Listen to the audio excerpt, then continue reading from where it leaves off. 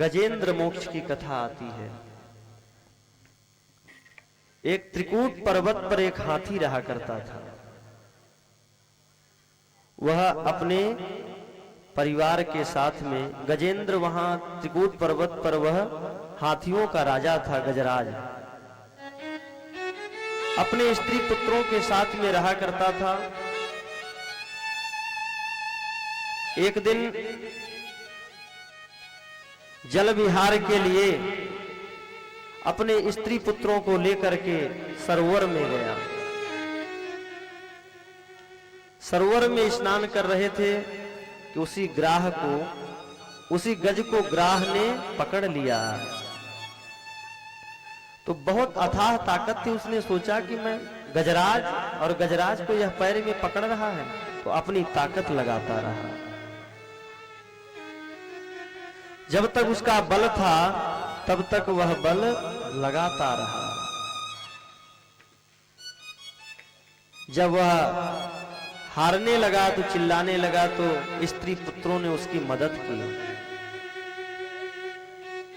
जब स्त्री पुत्रों ने देख लिया कि समय बीतता चला जा रहा है और ग्राह नहीं छोड़ रहा है, तो वो भी भूख प्यास से व्याकुल होकर के धीरे धीरे पुत्र वहां से चले गए महाराज, जिनके बल पर वो गुमान किया करता था। स्त्रियां भी धीरे धीरे, कई उसकी स्त्रियां थी, धीरे धीरे जाने लगी। वो गजराज कहता है, पहले अपने पुत्रों से कहता, अरे पुत्र, तुम तो मेरे पुत्र हो, आज मैं संकट में हूं, तुम मुझे छोड़कर क्यों जा रहे हो? बोले पिताश्री, अब बहुत दिन हो गए, अब कितने दिन सहयोग करें आपका? और वो भी छोड़ करके चले गए। पत्नियों पर उसको अहंकार था कि चलो पुत्र चले गए, लेकिन पत्नी तो मेरे साथ में है। पत्नी उसकी मदद करती रही और धीरे धीरे उसकी पत्नियां भी जाने लगी, वो भी छोड़ करके चली गई। अब जब कोई सहारा नहीं बचा, एकदम डूबने लगा। मनुष्य अच्छा एक बात है कि जब तक कुछ भी उसको सहारा मिलता रहता है, तब तक वो भगवान के शरण में पूर्ण समर्पण करता ही नहीं। कहीं से भी अगर थोड़ा बहुत सहारा उसको प्राप्त हो रहा है, अगर उसके मन में है कि वहां से मुझे सहारा मिल जाएगा, तब तक उसका भगवान के चरणों में पूर्ण समर्पण होता ही नहीं है। उसी प्रकार से गजराज जब समझ गया कि अब कोई भी सहारा देने वाला नहीं है, तब उसने तुरंत स्मरण किया, ओम नमो भगवते तस्मै यतएत चिदात्मकं पुरुषाय आदिबीजाय परेशाय धीमहि। उसने कहा, हे प्रभु, इस चराचर जगत को रचने वाले, इस चराचर जगत के जो बीज रूप में परमात्मा आया विराजमान है, वह मेरी रक्षा करे। जब वह प्रार्थना कर रहा था, तो समस्त देवता आकाश में खड़े होकर के देख रहे थे। एवं गजेन्द्रमुपवर्णित निर्विशेषं ब्रह्मादयो विविधलिंग विधाभिमाना। ब्रह्मा आदि समस्त देवता खड़े थे कि नाम ही नहीं ले रहा है किसी का।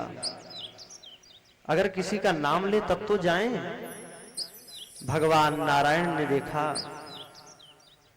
कि जो किसी का, भगवान नारायण का नाम एक अनामी भी है। जो किसी का नाम न हो, भगवान नारायण का नाम है, वो भगवान का नाम है। तुरंत भगवान गरुड़ पर चढ़ करके, और जैसे ही गजराज ने देखा कि भगवान नारायण गरुड़ पर आ रहे हैं, तुरंत उसने अपने सूंड से एक कमल उठाया और भगवान के चरणों में समर्पित करते हुए बोला, सोऽन्तः सरश्रुबलेन गृहीतयार्तो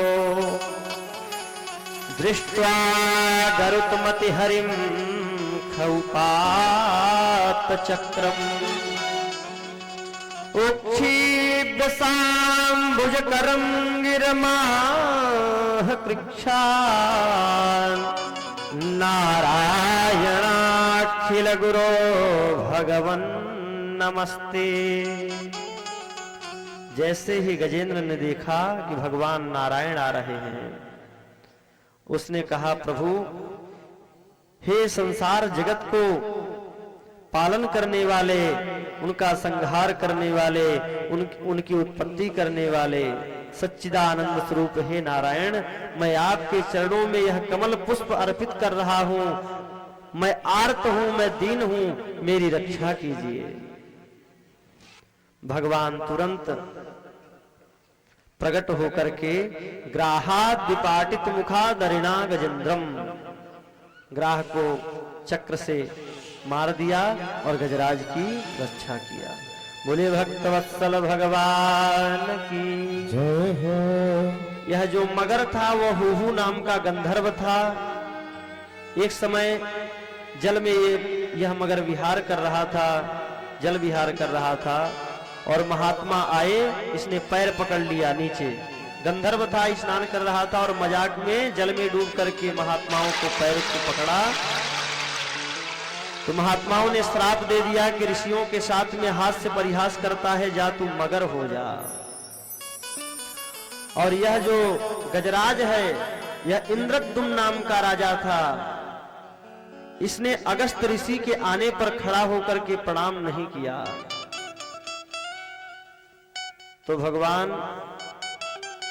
तो अगस्त ऋषि ने इसको श्राप दे दिया कि तू गज की तरह मतवाला होकर के बैठा हुआ है, जा तू गजराज हो जा। इस गजेंद्र मोक्ष का अगर पाठ कराया जाए, इससे एक फल भी प्राप्त है।